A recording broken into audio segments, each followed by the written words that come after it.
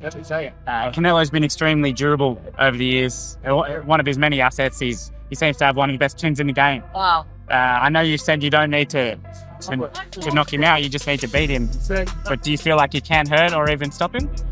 Well, anybody can get hurt. Anybody can get, knocked out. I don't put it past nobody, but I'm not going in there and looking for it. I just want to know what number makes sense for you. What's fair? I got $10 million for that fight. That's a lie. How you know that's a lie? To fight Canelo? Yeah. That's a lie. I'm doing it for the opportunity, baby. Yeah, that's good. The legacy.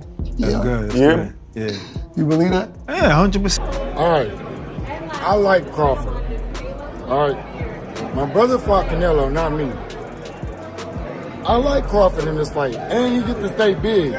But my brother even told me that was his mistake that he made. He thought going up in weight, I got to get massive, I got to get big to beat Canelo. It made him slower, it made his reflexes slower.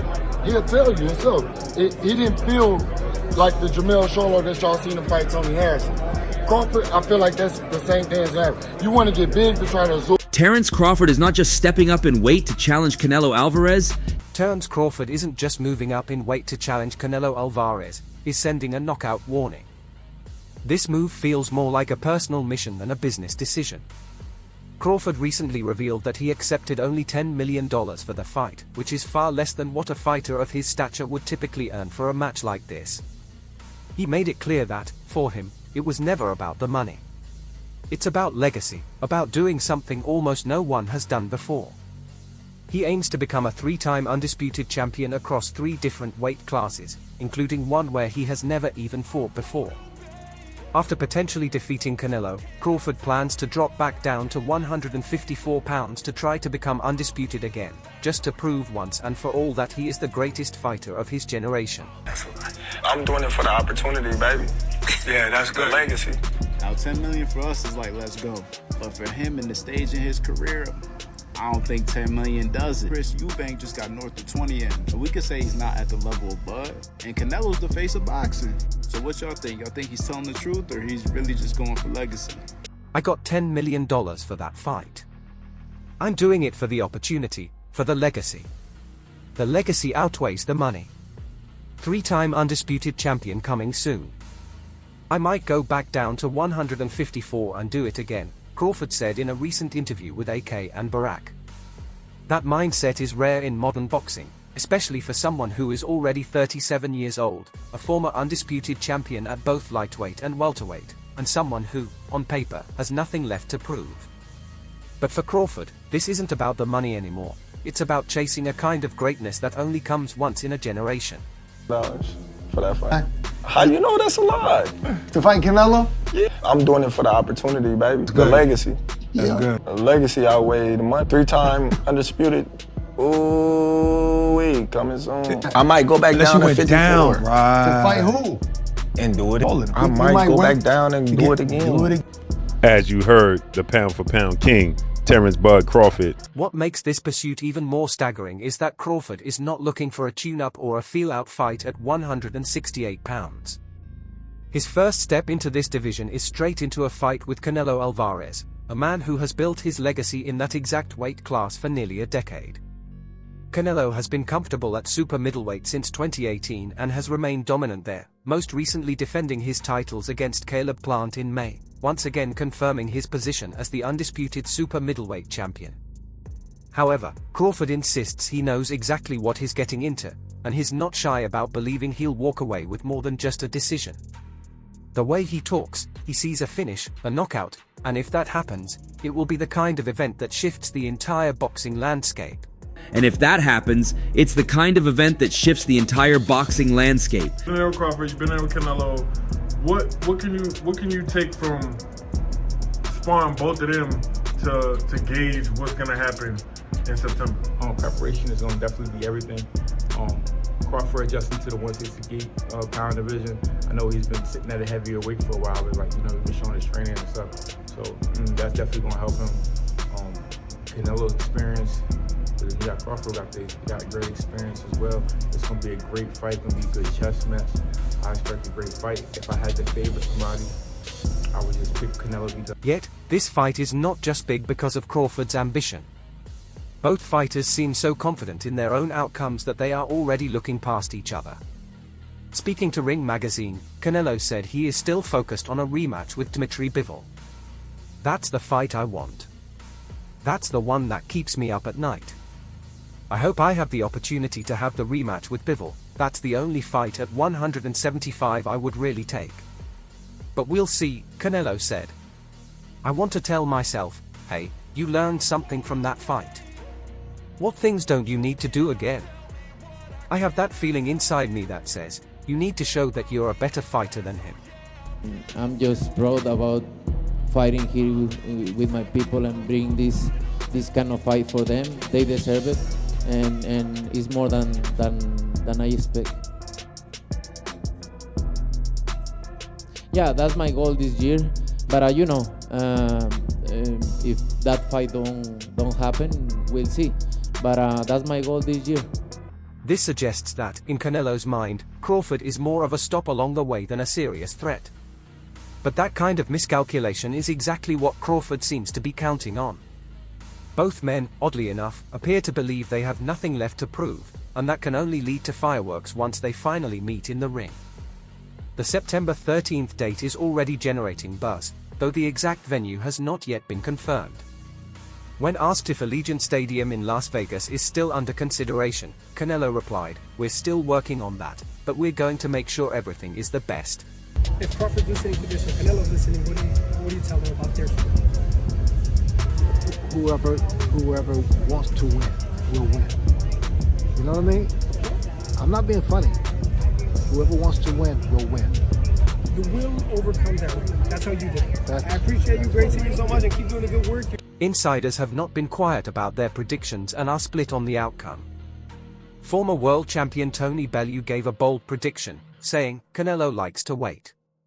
It has to be at Canelo's rate and pace. He's not going to get that against Terence Crawford. I just think Crawford will outwork him, potshot him, and win on points. I get why Canelo is the favorite, but all good things come to an end. By the way, if I'm wrong and Canelo does defeat Terence, becoming the first man to beat him, he deserves so much credit. I'll give him all the credit in the world because no one's figured out Terence Crawford yet. I got the size, the power, I got the better skills, boxing skills. Would it be more of a cat and mouse? The reality is Canelo does put people out, from Kirkland to Amir Khan to just... Don't do obviously, I'm just saying, man. No, but he's not Kovalev. Kovalev was older. He does. Don't get me wrong. He does have a lot of power, but all those guys that you name is not as skillful as me. I'm sorry. No disrespect to none of those fighters. The skill level is not. That's the general tension surrounding this fight. Crawford has never been beaten. No one has solved the puzzle at 135, 140. Or 147 pounds. And now, for the first time, he's skipping an entire weight class to try again. Meanwhile, Canelo has only 2 losses, one to Floyd Mayweather early in his career and one to Bivol in 2022, and otherwise has looked nearly unbeatable, especially at 168 pounds. There is a clear edge in weight, experience at that weight, and overall comfort for Alvarez.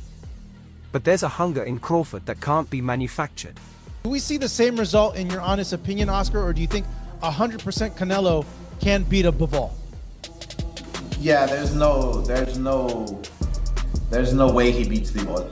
There's just no way. I mean, styles make fights, and as much as I would want to see a Mexican win inside that ring, a national hero, there's no way he beats Bivol. Caleb Plant, a man who shared the ring with Canelo, offered a more neutral assessment. "I'll give him a shot. I don't know who wins. Honestly, weight classes exist for a reason. But at the same time, Terence is a special person with special abilities, special mental fortitude and special strength." Plant didn't pick a winner but emphasized a quality everyone seems to agree on when it comes to Crawford: is different. He's obsessed with discipline and fights with a chip on his shoulder that doesn't fade, even after achieving the highest levels of success. Just not a regular guy, you know what I'm saying? He's special. And, Canelo, he's a top-notch fighter, world-class fighter. Still on the pound for pound list, I'm sure towards somewhere near the top.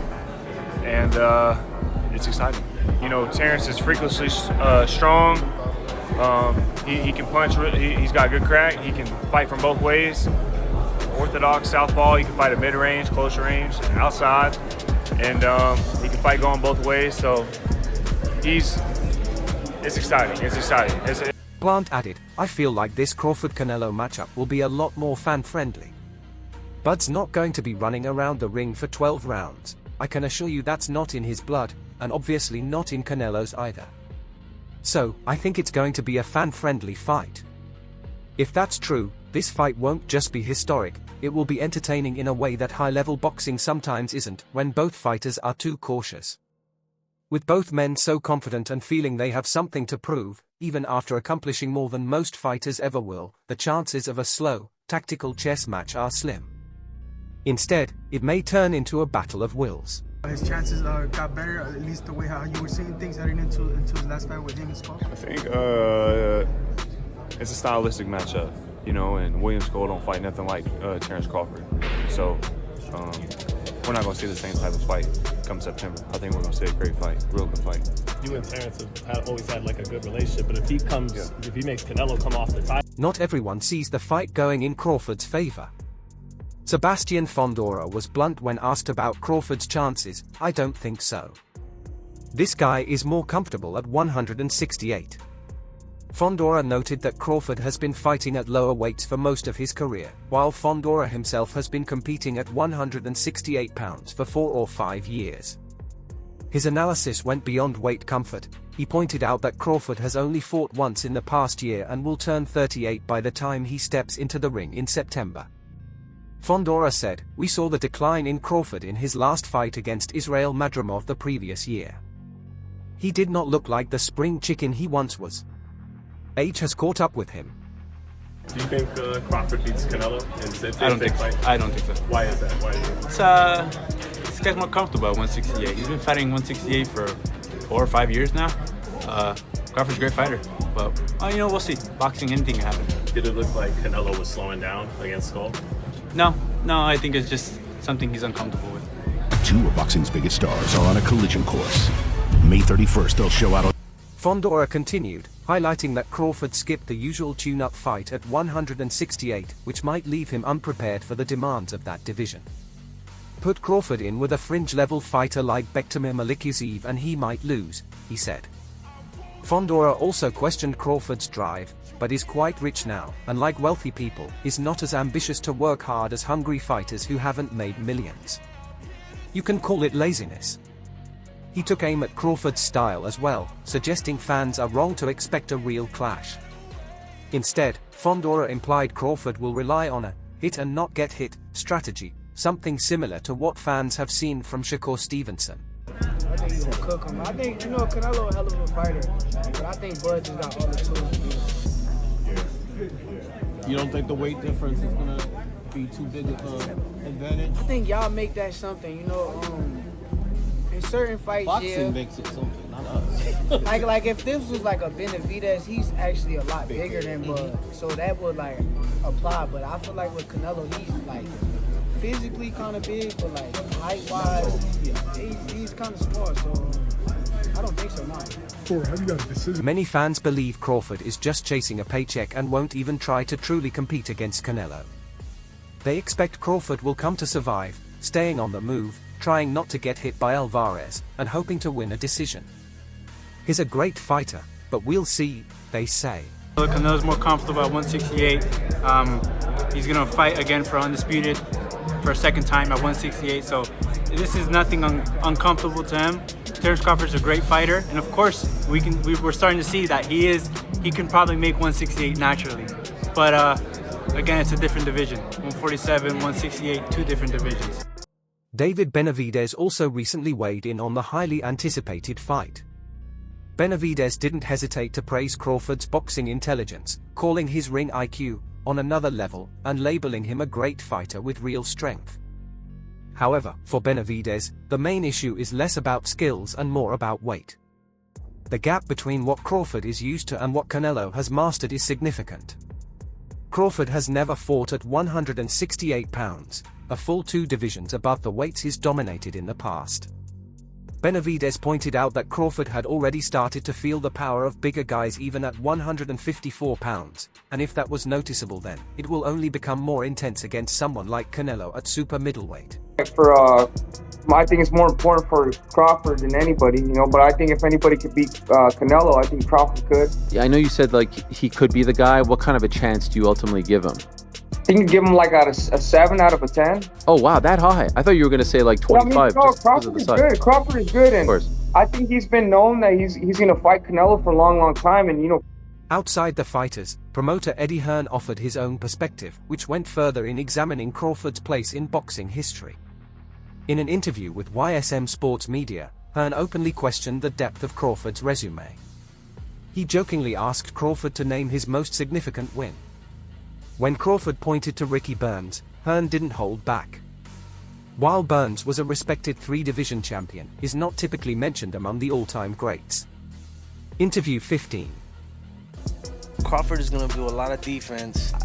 Now, if he pulls off that win, dude, that's going to be one of the most biggest, upsets of all time for this dude to go up that many weight classes. And now, I do think that, you know what I'm saying, he's going to get his little shots in as far as, you know, finessing and all that, because his hands are definitely way faster than... Hearn's argument was that Crawford never really had access to marquee names during his rise. It wasn't necessarily Crawford's fault, Hearn explained, but it left him unable to build the kind of legendary resume that fighters from past generations enjoyed. According to Hearn, Crawford might have beaten many of those legends, but he simply never got the opportunity to prove it in the ring.